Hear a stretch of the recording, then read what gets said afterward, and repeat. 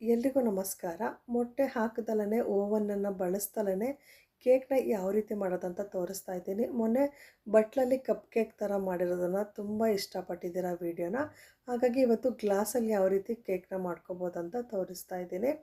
Cake ಮಾಡೋಕ್ಕೆ ಮುಂಚೆ ನಾವು ಎರಡು ಕೆಲಸ ಮಾಡ್ಕೊಳ್ಬೇಕು. ಒಂದು, ಈ ರೀತಿ ಗ್ಲಾಸ್ಗೆ ಎಣ್ಣೆ ಸವರಿ ಮೈದಾ ಹಿಟ್ಟು ಇಲ್ಲಾಂದರೆ ಗೋಧಿ ಹಿಟ್ಟು ಯಾವುದಾದ್ರು ಹಿಟ್ಟನ್ನು ಈ ರೀತಿ ನೀಟಾಗಿ ಸ್ಪ್ರೆಡ್ ಮಾಡಿ ರೆಡಿ ಮಾಡಿ ಇಟ್ಕೊಳ್ಳೋದು. ಇದೆರಡು ಕೆಲಸನ ಮೊದಲೇ ಮಾಡ್ಕೊಳ್ಬೇಕು. ಇನ್ನೊಂದು ಕೆಲಸ ಯಾವುದಂದರೆ, ಈ ರೀತಿ ಸ್ಟವ್ನ ಆನ್ ಮಾಡಿಕೊಂಡು ಒಂದು ಬಾಣಲೆ ಇಟ್ಕೊಂಡು ಅದ್ರ ಕೆಳಗಡೆ ಸ್ವಲ್ಪ ಉಪ್ಪು ಹಾಕ್ಕೊಂಡು ಸ್ಟ್ಯಾಂಡ್ ಇಟ್ಬಿಟ್ಟು ಪ್ರೀ ಹೀಟ್ ಮಾಡ್ಕೋಬೇಕು. ಬಾಣಲೆನ ಕೇಕ್ ಮಾಡೋಕ್ಕೆ 5 ನಿಮಿಷ ಮುಂಚೆ ಈ ರೀತಿ ಪ್ರೀ ಹೀಟ್ ಮಾಡೋಕ್ಕೆ ಇಟ್ಕೊಂಡಿದ್ದೀನಿ. ಅದು ಹೀಟ್ ಆಗೋ ಅಷ್ಟೊತ್ತಿಗೆ ಬ್ಯಾಟರ್ನ ರೆಡಿ ಮಾಡ್ಕೊಳ್ಳೋಣ.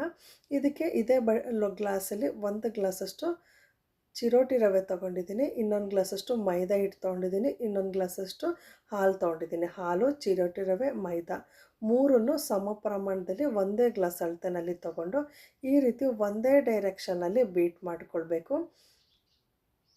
ಅದೇ ಗ್ಲಾಸಲ್ಲಿ ಅರ್ಧ ಗ್ಲಾಸಷ್ಟು ಕುಕ್ಕಿಂಗ್ ಆಯಿಲ್ ತೊಗೊಂಡಿದ್ದೀನಿ. ಯಾವುದೇ ಫ್ಲೇವರ್ ಇಲ್ದಿರೋ ಅಂಥ ಪ್ಲೇನ್ ಕುಕ್ಕಿಂಗ್ ಆಯಿಲ್ ತೊಗೊಂಡು ಈ ರೀತಿ ಒಂದೇ ಡೈರೆಕ್ಷನಲ್ಲಿ ಹಿಟ್ಟನ್ನು ನೀಟಾಗಿ ಬೀಟ್ ಮಾಡ್ಕೊಳ್ಳಿ. ನೋಡಿ, ಈ ರೀತಿ ಹಿಟ್ಟನ್ನು ರೆಡಿ ಮಾಡಿ ಇಟ್ಕೊಂಡಿದ್ದೀನಿ. ಕರೆಕ್ಟ್ ಸಮ ಪ್ರಮಾಣದಲ್ಲಿ ತೊಗೊಂಡ್ರೆ ಈ ರೀತಿ ಬ್ಯಾಟರ್ ರೆಡಿ ಆಗುತ್ತೆ.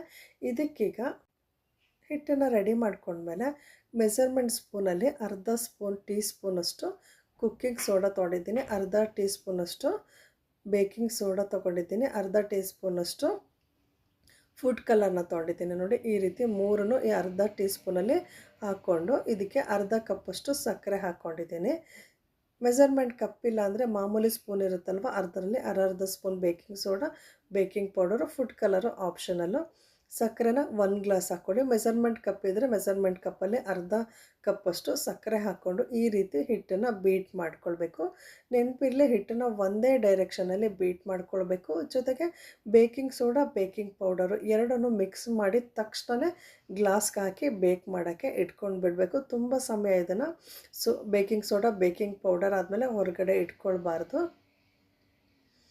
ನೋಡಿ, ಈ ರೀತಿ ಗ್ಲಾಸ್ಗೆ ಅರ್ಧ ಗ್ಲಾಸ್ ಮಾತ್ರ ಹಾಕ್ಕೊಳ್ಬೇಕು. ಪೂರ್ತಿ ಗ್ಲಾಸ್ ಹಾಕಿದ್ರೆ ಕೆಳಗಡೆ ಉಬ್ಬಿ ಚೆಲ್ಲುತ್ತೆ, ಹಾಗಾಗಿ ಇದು ಇನ್ನೂ ಉಬ್ಬಿ ಬರುತ್ತೆ.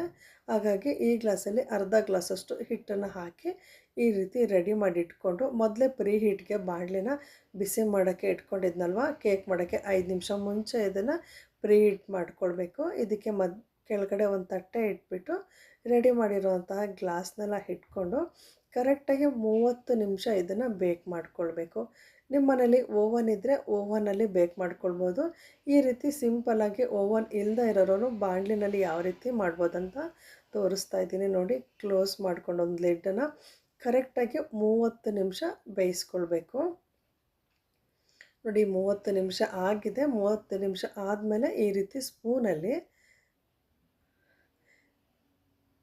ಪ್ರೆಸ್ ಮಾಡಿದ್ರೆ ಸ್ಪೂನಿಗೆ ಅಂಟ್ಕೊಂಡಿಲ್ಲ ಅಂದರೆ ಅದು ಚೆನ್ನಾಗಿ ಬೆಂದಿದೆ ಅಂತ. ಆಗ ಸ್ಟವ್ನ ಆಫ್ ಮಾಡಿಕೊಂಡು ಗ್ಲಾಸನ್ನೆಲ್ಲ ಕೆಳಗಿಟ್ಕೊಂಡು ಗ್ಲಾಸು ಪೂರ್ತಿಯಾಗಿ ಸಂಪೂರ್ಣವಾಗಿ ತಣ್ಣಗಾಗಬೇಕು. ತಣ್ಣಗೆ ಆದಮೇಲೆ ಈ ರೀತಿ ಸ್ಪೂನಿಂದ ಸೈಡಿಂದ ಓಪನ್ ಮಾಡಿಕೊಂಡು ಉಲ್ಟಾ ಮಾಡಿ ತೆಗೆದ್ರೆ ಕೇಕ್ ರೆಡಿ ಆಗುತ್ತೆ. ನೆನಪಿರಲಿ, ಬಿಸಿ ಇದ್ದಾಗ ತೆಗಿಯೋಕ್ಕೋದ್ರೆ ಕಿತ್ತೋಗುತ್ತೆ. ಗ್ಲಾಸು ಕೆಳಗೆ ಇಳಿಸ್ಕೊಂಡ್ಮೇಲೆ ಸ್ಟವ್ವಿಂದ ಪೂರ್ತಿಯಾಗಿ ತಣ್ಣಗಾಗಬೇಕು. ಆವಾಗ ಈ ರೀತಿ ಸ್ಪೂನಲ್ಲಿ ಬಿಡಿಸ್ಕೊಂಡ್ರೆ ಕೇಕು ರೆಡಿ ಆಗುತ್ತೆ. ಇದೇ ಬ್ಯಾಟರ್ನ ನೀವು ಕೇಕ್ ಟಿನ್ನಿಗೆ ಹಾಕೊಬೋದು, ಕಪ್ ಕೇಕ್ ಮಾಡ್ಕೊಳ್ಬೋದು. ಮೊನ್ನೆ ಕಪ್ ಕೇಕ್ ಮಾಡಿದ ವಿಡಿಯೋ ತುಂಬ ಜನ ಇಷ್ಟಪಟ್ಟರು, ಹಾಗಾಗಿ ಇದನ್ನು ಗ್ಲಾಸಲ್ಲಿ ಹಾಕಿ ತೋರಿಸ್ತಾ ಇದ್ದೀನಿ.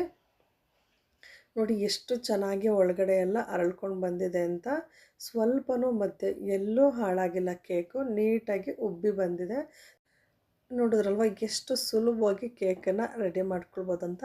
ಈ ವಿಡಿಯೋ ನಿಮಗೆ ಇಷ್ಟ ಆಗಿದ್ದರೆ ವಿಡಿಯೋನ ಲೈಕ್ ಮಾಡಿ, ಶೇರ್ ಮಾಡಿ. ಕೇಕನ್ನು ಟ್ರೈ ಮಾಡಿದ್ಮೇಲೆ ಹೇಗಿತ್ತು ಅಂತ ಕಾಮೆಂಟ್ ಮಾಡಿ ತಿಳಿಸಿ.